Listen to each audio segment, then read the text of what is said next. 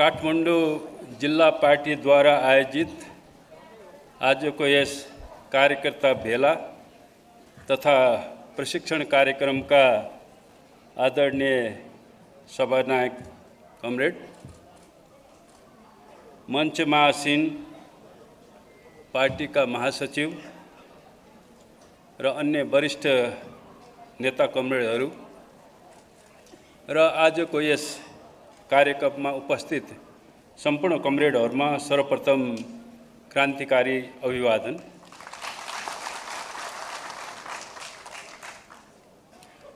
आजको यस कार्यक्रममा मलाई उद्घोषक कमरेडले भने जस्तै नेकपा एमाले नेपाल कम्युनिस्ट आन्दोलनको मूल प्रवाह हो भन्ने विषय एउटा जिम्मेवारीको रूपमा दिएको छ र यहाँ उपस्थित कार्यकर्ताहरूलाई प्रशिक्षित गर्ने जिम्मेवारी दिएको छ। म यसलाई प्रशिक्षणको रूपमा त म लिँदैन, मेरा आफ्ना भनाइहरूलाई म आफ्ना धारणाहरू नेकपा एमाले नेपाल कम्युनिस्ट आन्दोलनको एउटा मूल प्रभाव भन्ने सन्दर्भमा आफ्ना केही धारणाहरू यहाँ संक्षिप्तमा राख्ने प्रयत्न गर्नेछु, ताकि यसले नेकपा एमालेलाई आगामी दिनमा सुदृढ गर्नमा र समाजवादी आन्दोलनको नेतृत्व निर्माण गर्नमा, पार्टी निर्माण गर्नमा केही सन्दर्भ सामग्रीहरूको रूपमा मैले यसलाई यहाँ प्रस्तुत गर्ने जमर्को गरिरहेको छु। कमरेडहरू, मानव जातिको उत्पत्तिको इतिहासलाई हामीले निहालेर हेर्दाखेरि त्यो लाखौं वर्षमा गणना गरिएको छ। झन्डै 60 लाख वर्ष मानव जातिको उत्पत्तिको इतिहास भन्ने इतिहासविदहरूको एउटा ठम्याइ छ र वर्गहरू, वर्ग सङ्घर्ष, राज्यको उत्पत्तिको इतिहास पनि हजारौं वर्षमा गणना गरिएको छ र यसै क्रममा पार्टीहरूको इतिहास, राजनीतिक पार्टीहरूको इतिहास पनि यसै क्रममा आउँदछन्। पार्टी भनेको वर्गहरूको, समुदायको एउटा सङ्गठित एउटा अभिव्यक्ति हो।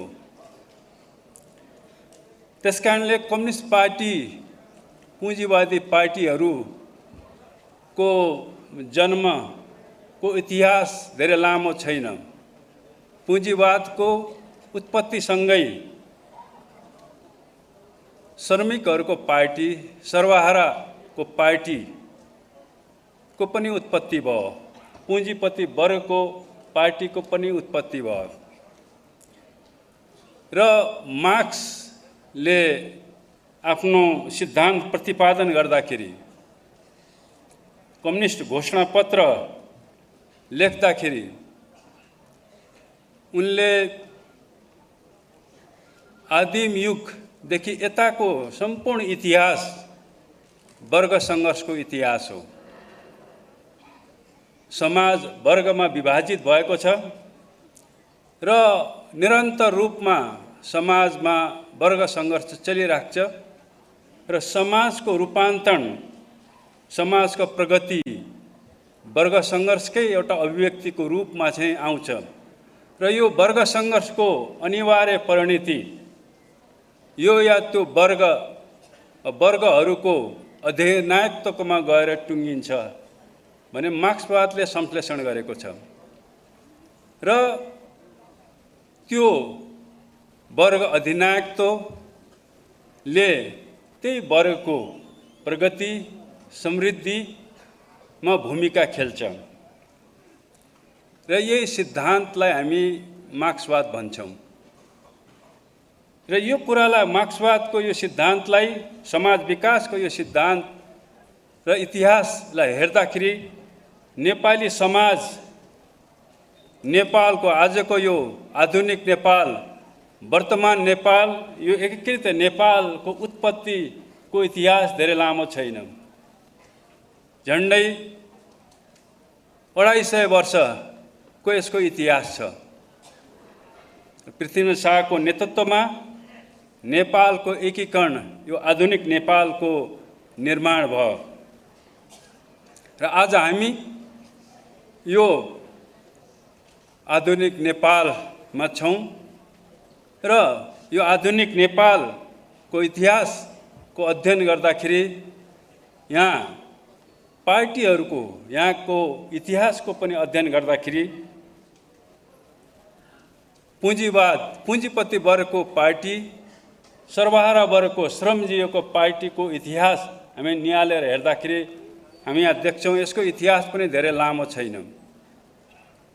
हामीले इतिहासमा पढेका छौँ र बुझेका छौँ सर्वहारा वर्गको अग्रदष्टा नेपाल कम्युनिस्ट पार्टीको स्थापनाको इतिहास लामो छैन। 2006 सालमा यसको स्थापना भयो र 6 सालदेखि अहिले 78 सालसम्म हामीले हिसाब गर्दाखेरि झन्डै 73 वर्ष 72 वर्षको यसको इतिहास छ र नेपाल कम्युनिस्ट पार्टीको इतिहास नेपालको इतिहास भनेको त्यो पनि वर्ग सङ्घर्षको इतिहास हो र यहाँ हामी हेर्छौँ नेपालको निर्माणदेखि यहाँसम्म कम्युनिस्ट पार्टीको स्थापनादेखि यहाँसम्म आइपुग्दाखेरि वर्ग सङ्घर्षको इतिहास पनि त्यही रूपमा अगाडि बढिरहेको छ र पार्टी किन आवश्यक छ, पार्टीको औचित्य के हो, यसको सन्दर्भमा मार्क्सवादले हामीलाई सिकाउँछ कि समाज रूपान्तरणमा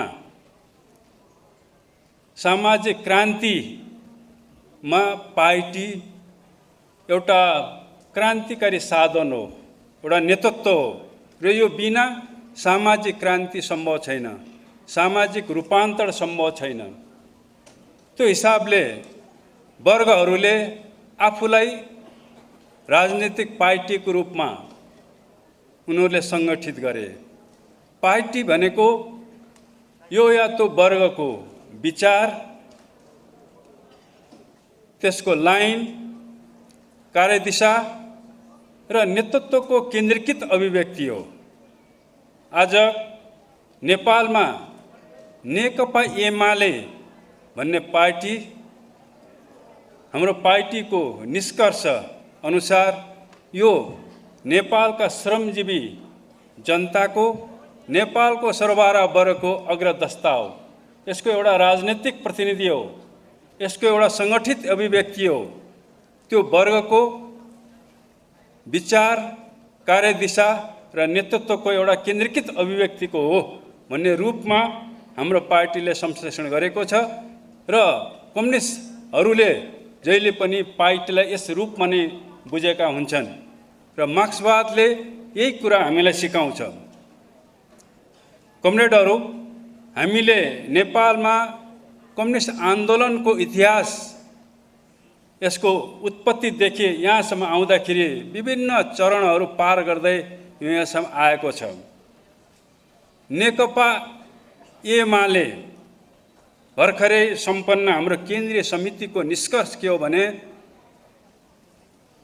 नेकपा एमाले 2006 सालमा स्थापित नेकपा र 2075 जेठ 3 गते एकीकृत भएको त्यसको निरन्तरता हो, त्यसको विकसित, त्यसको परिमार्जित स्वरूप हो भन्ने निष्कर्ष निकालेको छ। वास्तवगत रूपमा त्यो कुरा सही छ। हामी आज नेकपा एमालेमा सङ्गठित भएका छौँ र नेकपा एमाले त्यही निरन्तरतालाई, त्यही विकसित स्वरूपलाई चाहिँ आज अभिव्यक्त गरिरहेको छ। र आज हामीले नेकपा एमाले नेपालको कम्युनिस्ट आन्दोलन, नेपालको समाजवादी आन्दोलन, नेपालको लोकतान्त्रिक आन्दोलनको नेतृत्वको रूपमा यसलाई अझ कसरी सुदृढ गर्ने भन्ने दायित्व हाम्रो अगाडि आएको छ। नेपाल कम्युनिस्ट आन्दोलनको इतिहासको बारेमा मभन्दा अगाडिका पूर्ववक्ता पार्टीका उपाध्यक्ष कमरेडले यहाँ राखिसक्नु भएको छ। नेपालको वर्ग सङ्घर्षको इतिहासको बारेमा पनि संक्षिप्तमा भए पनि उहाँले यहाँ राखिसक्नु भएको छ। हामी देख्छौँ नेपालको वर्ग सङ्घर्षको इतिहास मुख्यतः तीनवटा चरणहरू भएर अगाडि बढेको हामी पाउँछौँ। सुरुको चरणमा नेपालको कम्युनिस्ट आन्दोलन एउटा लोकतान्त्रिक आन्दोलनको रूपमा अगाडि बढ्यो र नेपाल कम्युनिस्ट आन्दोलनका अग्रजहरूले लोकतान्त्रिक आन्दोलनलाई पथ प्रदर्शन गर्ने, विचार निरूपण गरे, त्यसलाई कार्यान्वयन गर्ने कार्यदिशा प्रतिपादन गरे र त्यसको नेतृत्व गर्नको निम्ति सङ्गठनको निर्माण उनीहरूले गरे। र हामीले 7 सालसम्म आइपुग्दाखेरि नेपालको वर्ग सङ्घर्ष निरङ्कुश राणातन्त्रका विरुद्ध चाहिँ केन्द्रित भयो र 7 सालसम्म आउँदाखेरि त्यहाँ हामीले राजतन्त्रसहित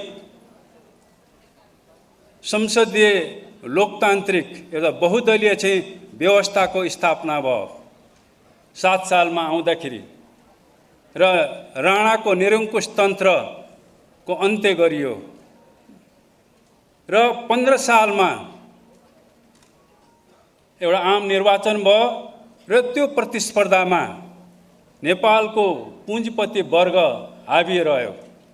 उसले झन्डै 2/3 भन्दा बढी मत ल्याएर चाहिँ राजकीय सत्तामा उसले आफ्नो नेतृत्वलाई स्थापित गर्यो। त्यसमा सर्वहारा वर्ग कम्युनिस्ट पार्टीले उल्लेखनीय भूमिका खेल्न सकेन, तैपनि त्यो प्रतिस्पर्धामा कम्युनिस्ट पार्टीले पनि चाहिँ त्यहाँ सहभागी भयो र कतिपय स्थानहरूमा आफ्ना प्रतिनिधिहरूलाई विजय बनाउन सफल रहेछन्। 7 सालको त्यो लोकतान्त्रिक परिवर्तन वास्तवमा एउटा सम्झौतामा आधारित थियो, दिल्ली सम्झौतामा आधारित थियो र सामन्तवादसितको एउटा सम्झौता 17 सालसम्म आउँदाखेरि त्यो भङ्ग भयो र 17 सालमा त्यो लोकतान्त्रिक उपलब्धिहरू चाहिँ उल्टियो, प्रतिगमन भयो, एउटा सैन्य कु भयो र नेपालमा पुनः एउटा निरङ्कुश तन्त्र र एउटा निर्दलीय व्यवस्थाको स्थापना भयो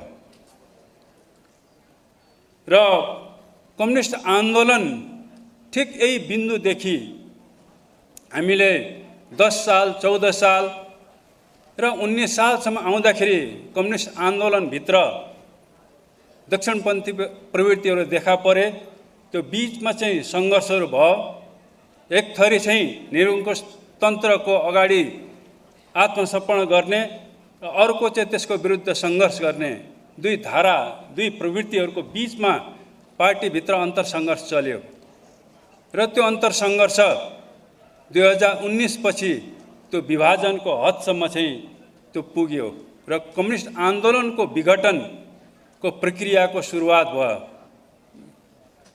र फेरि कम्युनिस्ट पार्टीको निर्माण गर्ने, कम्युनिस्ट आन्दोलनलाई एकीकृत गर्ने अभियान 28-29 सालमा आएर फेरि चाहिँ सुरुवात भयो। एकातिर कोकेको स्थापनाको प्रक्रियाबाट फेरि कम्युनिस्ट पार्टीको निर्माण गर्ने, त्यसलाई एकीकृत गर्ने अभियान सुरु भयो भने अर्कोतिर केन्द्रीय न्युक्लियस को माध्यमबाट कम्युनिस्ट आन्दोलनलाई एकीकृत गर्ने प्रयासहरू सुरु भयो र 46-47 सालको आन्दोलन पश्चात नयाँ ढङ्गले कम्युनिस्ट आन्दोलनमा एउटा ध्रुवीकरण चाहिँ देखा पर्यो र यहाँ अग्रज कमरेडले भने जस्तै र 46-47 सालको आन्दोलन पश्चात कोकेले सुरु गरेको कम्युनिस्ट आन्दोलनको ध्रुवीकरण त्यसको एकीकरणको प्रक्रिया नेकपा एमाले कोके नेकपा माले र त्यसपछि नेकपा एमालेमा गएर त्यो ध्रुवीकरण भयो भने अर्कोतिर केन्द्रीय न्युक्लियसबाट सुरुवात गरिएको एकीकरण ध्रुवीकरणको प्रक्रिया 47 सालको आन्दोलन ऐतिहासिक आन्दोलन पश्चात चाहिँ त्यो नेकपा चौथो महाधिवेशन नेकपा मशाल र नेकपा एकता केन्द्रको रूपमा चाहिँ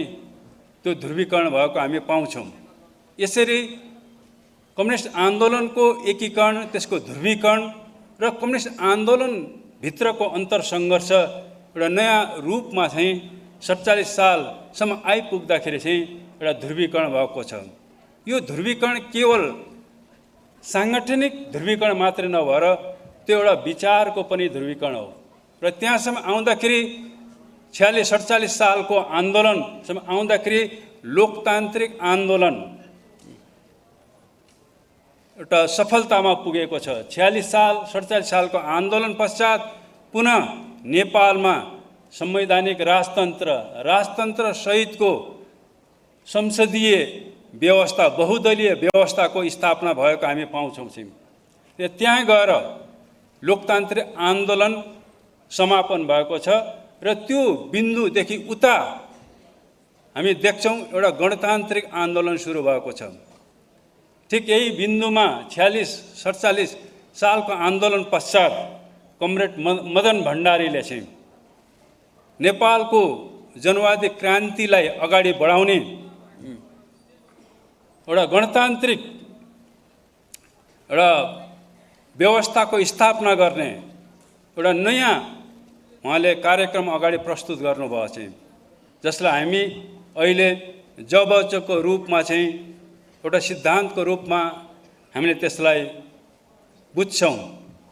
र यो 46-47 सालको आन्दोलन पश्चात नेपाल फेरि एउटा नयाँ आन्दोलनतिर अगाडि बढेको छ। गणतान्त्रिक आन्दोलनमा हामीले यहाँ के स्मरण गर्न जरुरी छ भने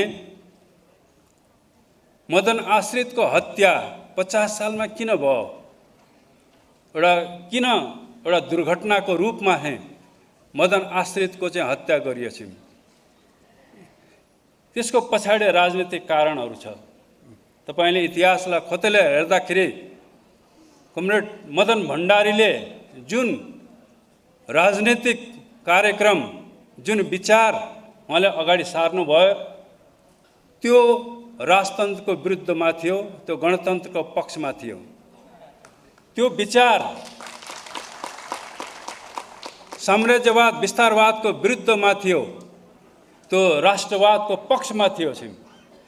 र तपाईँ हामीलाई एउटा चर्चित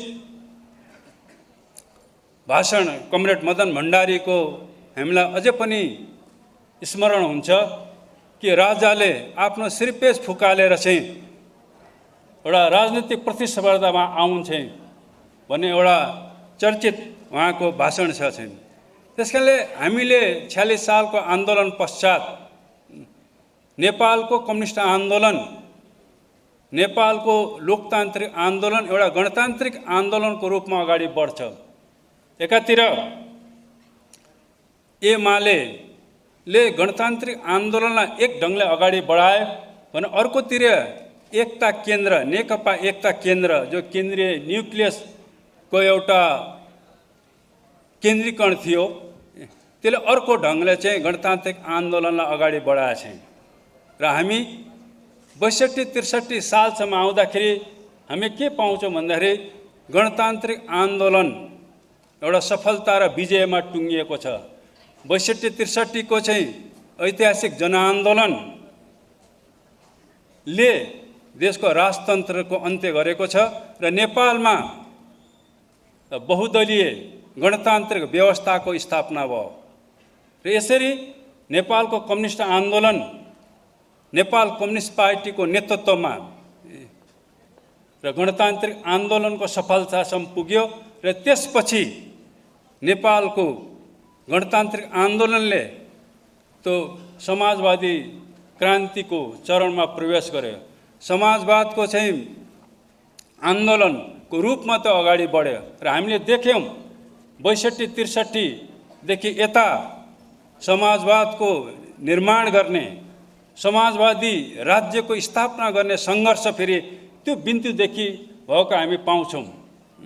त्यो संविधान सभाको माध्यमबाट पनि त्यो सङ्घर्ष अगाडि बढ्यो र 2072सम्म आउँदाखेरि चाहिँ त्यहाँ पुँजीवादी र समाजवादी धारा बीचको स्ट्रगलमा सङ्घर्षमा चाहिँ समाजवादी धारा विजयी भएको छ र नेपालको 2072को संविधान एउटा समाजवाद उन्मुख राज्यको निर्माण गर्ने नेपालमा समाजवादको स्थापना गर्ने सारतत्व सहितको संविधानको निर्माण भयो र नेपालमा सङ्घीय लोकतान्त्रिक बहुदलीय चाहिँ राज्य व्यवस्थाको स्थापना भएको छ।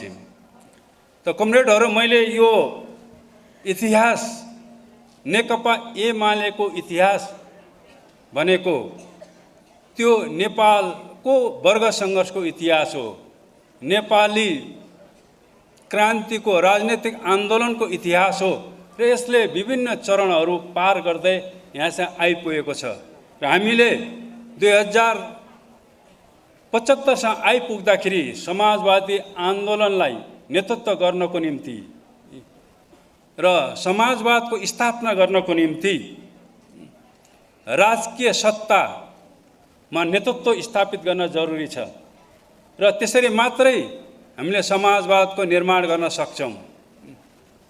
त्यसकारणले नेपालको राजकीय सत्तामा सर्वहारा वर्गको कम्युनिस्ट पार्टीको श्रेष्ठता स्थापित गर्न र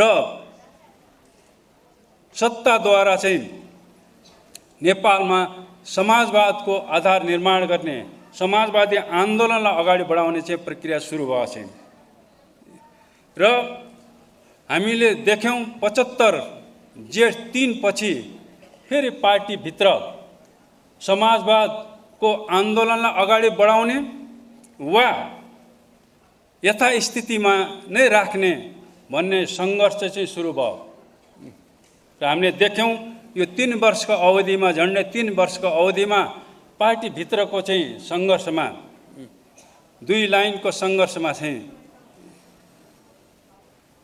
पुँजीवादी धारा चाहिँ हावी हुन पुग्यो र पार्टीभित्रको जो पुँजीवादी दक्षिणपन्थी धारा थियो त्यसले पुँजीवादी पार्टीहरूसँग सहकार्य गर्दै उनीहरूले कम्युनिस्ट पार्टीको नेतृत्वलाई चाहिँ सरकारको नेतृत्वलाई उनीहरूले अपदस्थ गर्न चाहिँ उनीहरू सफल भए चाहिँ अदालतको परमादेशबाट र पार्टीभित्रको पुँजीवादी धारा दक्षिणपन्थी धाराहरूको चाहिँ अन्तर्घातबाट चाहिँ अहिले यहाँसम्म आइपुग्दाखेरि पार्टीभित्रको अन्तरसङ्घर्षमा पार्टीभित्रको दक्षिणपन्थी र विसर्जनवादी धारा पार्टीबाट अलग भएको छ र यहाँसम्म आइपुग्दाखेरि समाजवादी धारा त्यो धारामाथि चाहिँ दक्षिणपन्थी धारामाथि चाहिँ विजय प्राप्त गर्न चाहिँ सफल भएको छ। निश्चय पनि राजनीतिक सत्तामा षड्यन्त्रपूर्वक ढङ्गले अहिले कम्युनिस्ट पार्टीको नेतृत्वलाई चाहिँ विस्थापित गरिएको छ तर हामीलाई विश्वास छ चाहिँ यो एउटा षड्यन्त्र हो, एउटा यो राजनीतिक प्रतिगमन हो, यो एउटा प्रतिक्रान्ति हो। हामी यो प्रतिक्रान्तिलाई यो पश्चगमनलाई परास्त गर्नेछौँ नेकपा एमालेको नेतृत्वमा चाहिँ आगामी दिनमा अब वर्ग सङ्घर्ष चाहिँ राजकीय सत्तामा कम्युनिस्ट पार्टीको नेतृत्वलाई पुनः स्थापित गर्ने दिशामा चाहिँ हामी अगाडि बढ्नेछौँ र त्यसको निम्ति हामीले कम्युनिस्ट पार्टीको नेतृत्वलाई कम्युनिस्ट पार्टीलाई सुदृढ गर्न जरुरी छ। आजको यो प्रशिक्षण कार्यक्रमको माध्यमबाट हामीले नेकपा एमालेको इतिहासको अध्ययन गर्दै त्यसलाई आत्मसात गर्दै नेकपा एमाले नेपालको समाजवादी आन्दोलनको नेतृत्वलाई अझ सशक्त रूपमा अगाडि बढाउनको निम्ति आजको यो प्रशिक्षण कार्यक्रमले एउटा महत्त्वपूर्ण भूमिका खेल्नेछ भन्ने मैले विश्वास लिएको छु। कमरेडहरू, यहाँ धेरै कुराहरू चाहिँ मैले भन्न आवश्यक छैन। यो बारेमा पार्टीको बारेमा पार्टीका महासचिव र अध्यक्षले अझ विस्तृत रूपमा राख्नुहुनेछ र आज निश्चय पनि प्रतिगमन भएको छ। एउटा मोड कम्युनिस्ट आन्दोलनमा आएको छ। नेकपा एमाले दक्षिणपन्थीहरूमाथि चाहिँ विजय प्राप्त गर्न सफल भएको छ, तर राजनीतिक मोर्चामा चाहिँ प्रतिगामीहरू दक्षिणपन्थीहरू चाहिँ सफल भएका छन्।